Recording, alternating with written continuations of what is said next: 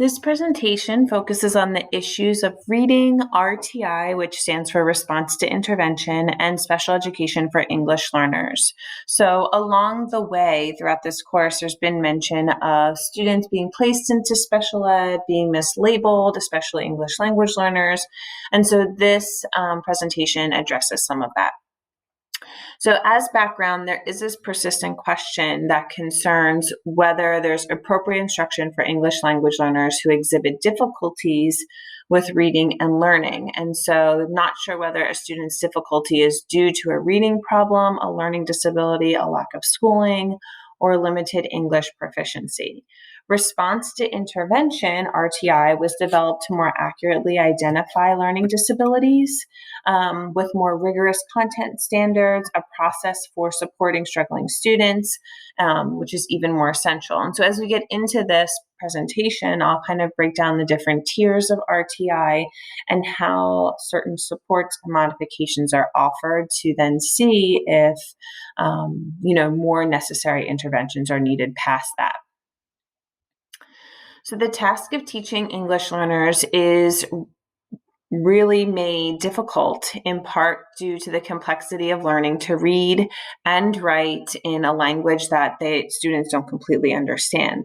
So they have difficulty attending to maybe the sounds or the letters and comprehension because they're just unfamiliar with all of those things. So research suggests that English learners need systematic, high-quality literacy instruction from the start, and that English learners need substantial instructions in phonemic awareness, phonics, fluency, vocabulary, and comprehension. We also know that oral language is crucial. However, it's often overlooked because there is such a focus on reading and reading development. You might be asking yourself at this point, especially if you're not, an English major, well, how does this apply? This is something the ESL teacher should be doing. And yes, you're absolutely right that a bulk of this falls on the ESL teacher. But we've mentioned earlier on in the semester that all teachers are reading teachers, all teachers are writing teachers. And this goes along with it that when the opportunity arises in your class to offer this sort of instruction or to support this understanding, that you're aware of it and that you are prepared for it. So to promote English learners' oral language development, you want to consider some of the following strategies or ideas. So you can engage students in picture walks or text walks where both the English learners and English speakers take turns describing the illustrations in a book. It could also be, even if it's like a text, it could be discussing the titles, the subtitles, any graphics, and that this allows students to kind of predict the information that's going to be presented or the content of the story before they actually start reading it. You could also provide repeated readings of highly predictable picture or pattern books for young children or beginning English speakers. And then students can internalize and orally produce the patterns and rhyming words. You could record the reading of stories, articles, or chapters so English learners can listen to them and then retell what they learned as they refer to pictures. You could also find, that goes along with this one, you could find lots of audio now online for free. So if you're ever looking for that, you could probably do a simple Google search and see what's out there. You could use the language experience approach to record on chart paper English learners' dictated stories and or experiences. I know that I used this example in another presentation earlier in the course, but you could have one of your English learners share their own narrative about something that happened, and then that story that they've told becomes the text that's used in the class to teach a certain skill. So the students are repeatedly reading it, discussing it. There's instruction that's focused around that story that the student shared. It's really effective for developing oral language and oral reading proficiency, also vocabulary and just reading comprehension. So a challenge is accurately determining English learners' reading proficiency in their home language. So students who have well-developed reading skills in their native language may have mastered many of the essentials of reading. So we know that these essentials are knowledge that print carries meaning, this idea that these letters have some meaning to them, The alphabetic principle, so if the student's first language is alphabetic, and they've learned the phonemes, which are the sounds that are represented by graphemes, which are the letters, and then when they're put together, that's how you create words. So if the first language is in this alphabetic language, then the students will be able to carry that over into their second language or into their next language. Syntax, comprehension, and sound symbol system of English, all of these different essentials. If a student has the basics or understanding of this in their first language, it's very easy for them to transfer that to English. And so we always want to know just how proficient they are in a home language or in a first language, so that we know how easy it will be for them to kind of understand English, transfer information to English, and be able to start reading. Students who read satisfactorily in their first language do not have to relearn how to read and write. They do need to learn English, but they won't need to learn how to do these things again, because they'll be able to transfer it. With comprehensible input and explicit instruction, they have a better chance at transferring their existing reading skills to the reading of English. English learners need to be immersed in print with many opportunities to read books, stories, and informational text that are at or a little above their reading level. And so it's just the idea that we're constantly surrounding them with text, with language, so that they can continue to develop. And we always want to make sure that it's at their reading level or slightly above it, so that they're continuing to challenge themselves. It's also important to keep in mind that whatever their reading level was in their L1, that you're also challenging that translation there in English. So we're constantly challenging them. ELLs who have little or no reading instruction in their primary language will have a difficult time, because they will not have anything to transfer, any information to transfer, and it will be very challenging for them. These are the students who are often referred to special education programs without really a just cause, because the thought is that they just aren't smart enough or that they're not picking up fast enough. And we know that there are other interventions that might be more appropriate, but unfortunately, this is a large group of students who are kind of mislabeled here. So determining the reading levels of students helps the teacher match text to students' abilities. This is important for students' access to the information. Classroom teachers and reading specialists use a variety of assessments, and we've talked about these assessments and how they may be inappropriate for English learners because they don't accurately gauge comprehension.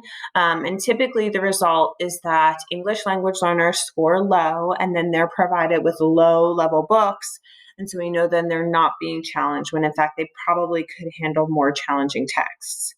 Instead, teachers need to select texts that are written at the student's instructional level, and then provide assistance so that the text becomes accessible, which is scaffolding, and we've talked about that. But this reiterates the importance of knowing your students really well, because oftentimes you'll have a better idea as a teacher if you know your student well and you have that rapport with them, than if you give them this assessment, especially if it's an English learner. Successful reading of any text is also dependent on a number of other variables. So familiarity with the topic, vocabulary knowledge, variety of reading skills and strategies, motivation, purpose setting. These are all reasons why reading assessments may not yield reliable results. So how to determine whether a student's academic difficulties are due to a reading problem or to a lack of English proficiency. English learners may need explicit instruction in some of these aspects of English that differ from their native languages. So this is one thing that we can do to try and gauge a better understanding of whether the student has a reading problem or whether it's just proficiency. For English learners and struggling readers, we know that the Common Core English Language Arts standards can be especially challenging. They also represent an opportunity for all students to reach high levels of literacy attainment. So while they can be very challenging for these students, they are certainly supportive in continuing to challenge these students and progress. So Common Core requires students to be particularly aware of the features and uses of language, which makes it so challenging. So there are ideas for providing opportunities for English learners and other students to meet the literacy standards, especially with informational texts. So teachers could implement the SIOP model. We've been talking about this all along the way. They can engage students in reading more high quality, high interest nonfiction.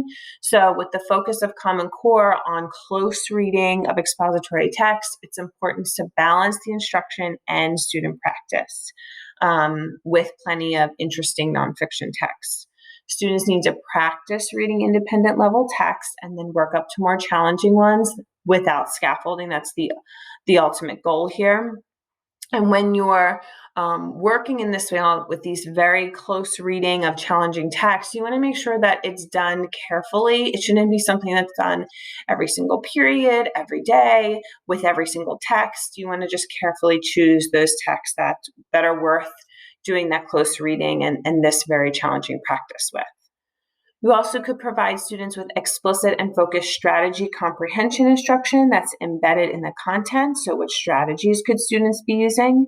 Engage your students in a rich collaboration that promotes motivation and self-directed learning. And this goes along with SIOP too, this idea of interaction, and provide scaffolding certainly as needed. Despite appropriate instruction in English, reading, and language arts, some students may still just be confused and may not make progress. So at that point, you have to examine the student's present classroom context as it relates to literacy, strengths, and needs, and decide what might be best for the student in that case. So what evidence do you have that a student is having difficulty with reading? These are the questions you could ask to kind of gain a better understanding. Do you have any evidence that the student has difficulty reading in his or her home language? If not, how could you gather that information? If you're not fluent in the student's language, is there another student who is? Is there a community liaison or a family who can provide information about the student's L1 literacy? If your evidence points to a reading problem, what instructional supports or modifications have you or other teachers tried to accommodate in the student's needs? And then these are some of the questions you could ask, and I've tied them right to the different components in the SIOP model that we've discussed. So are the students' teachers adapting content? That's lesson preparation. Are the teachers using instructional techniques to make the content expectations understandable? That's comprehensible input. Are the students' teachers incorporating cognitive, metacognitive, and language learning strategy instruction? Those would be strategies. Are the students' teachers scaffolding instruction through flexible grouping, promoting interaction? All of that goes with interaction. Are the students' teachers providing multiple opportunities for practice and application? That goes with practice and application.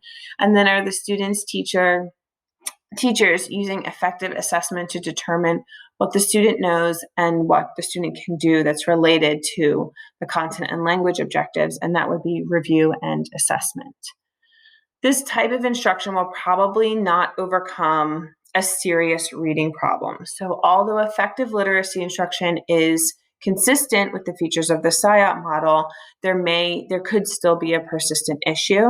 So if you and your colleagues have done all you can to provide effective language development and content instruction, and a student is still underperforming and struggling, it may be appropriate and important that the student receive other interventions. So that's where RTI comes into play. RTI is a service delivery model. It stands for Response to Intervention. I forgot to mention that again. And it's used to identify at-risk learners early and provide appropriate supports, including effective instruction in general education, followed by targeted intervention. It's also known as a multi-tiered system of supports. They are a little bit different, but sometimes those terms are used interchangeably. So MTSS is more comprehensible. It addresses behavioral, social, and emotional issues. We don't see that with RTI. RTI focuses mostly on academic progress.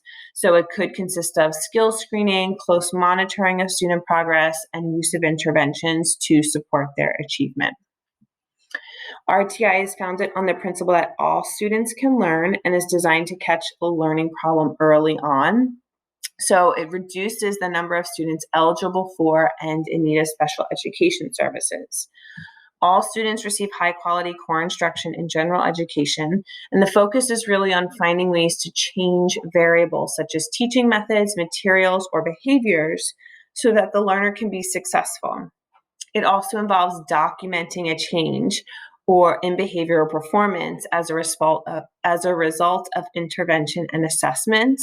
So it makes it a very recursive process with students that are moving in and out of interventions as needed. There typically is a detailed log of what's been done so that teachers know like what's been successful and what hasn't.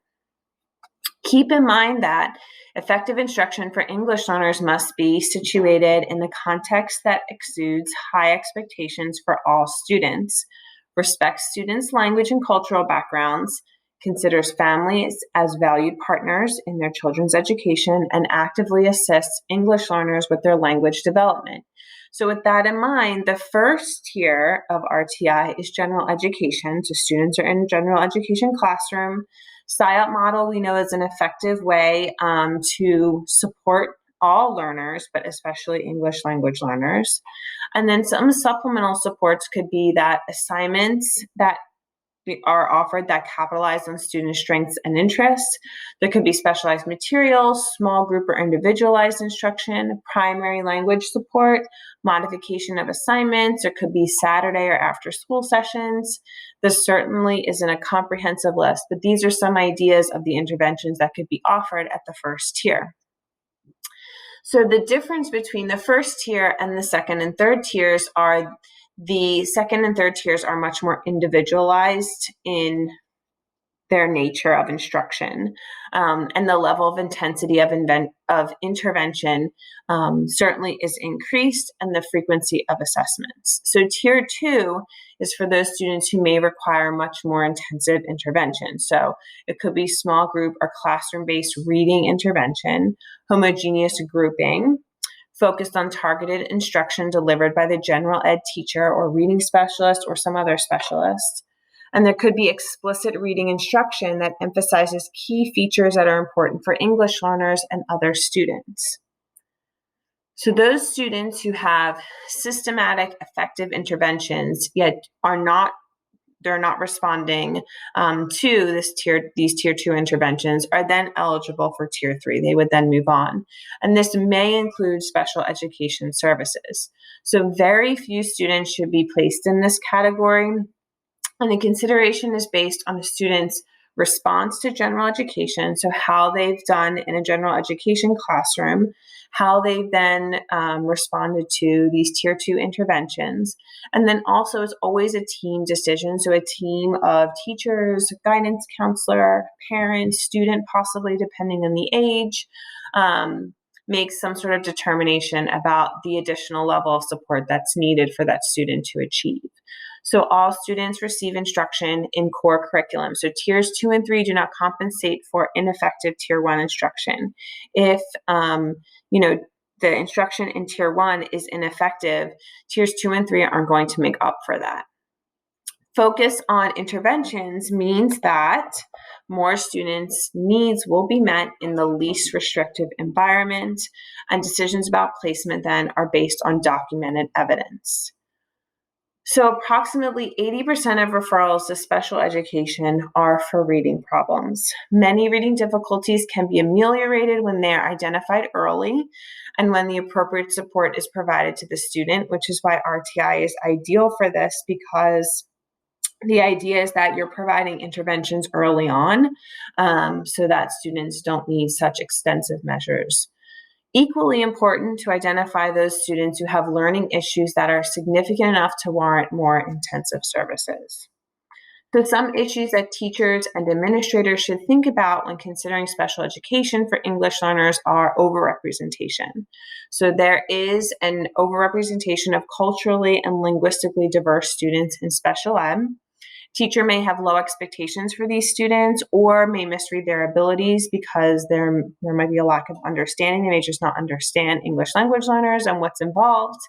And teachers may believe that special education is the only way to provide extra assistance to underachieving students. So they may not know how to go about supporting students in their classroom or what interventions they could put in place. Maybe they've never heard of the SIOP model, for example, and so they just think, oh, well, this is an issue for special ed. There's also underrepresentation. So Black, Hispanic, and Asian children are less likely to receive special education services than otherwise similar white children. English learners may be under-referred for special education services because there could be a delayed referral so that students have the opportunity to learn English. Sometimes that's the case where schools want them to gain a little bit more language development, but we know that the longer they're not in a program like this deprives them of that early intervention and actually does them more harm. They could also just have low expectations that allow English learners to languish without services. And it could be that district policies require arbitrary amount of time to pass before services can be referred. Sometimes school districts will have like a student has to be in the school for 12 to 18 months before they'll consider services. Though I haven't seen that frequently, that is a case for some districts. Some issues that teachers and administrators should think about when considering special education for English learners are cultural differences also. So classrooms are not culturally responsive, which contributes to underachievement among culturally and linguistically diverse students. There's also underachievement, which means poor performance, and that may be explained because of low teacher expectations, poor study habits and time management, cultural differences in students and teachers' behavioral expectations, language differences, and it could be poverty as well. Twice as many students in low socioeconomic schools are placed in classes for learning disabilities than those from high socioeconomic districts. Increased inclusion is another thing to consider. So content area teachers may expect specialists to fix the problem. Well, this isn't my problem. It's a problem for the ESL teacher or the ELD teacher, when in reality, most students with learning disabilities spend the majority of their school day in a general education classroom anyway. Better training for school personnel. So professional preparation programs for all school personnel should address effective instruction for English learners, which is why it's so great that you're already getting a class on this now and on the SIOP model, because that puts you a step ahead of many of the other teachers that I even work with now. But it prepares general education and special education personnel to work together effectively with English learners. And that really starts at the pre-service level. That's something that people need to understand before they get into a classroom. There's also a need for improved teaching.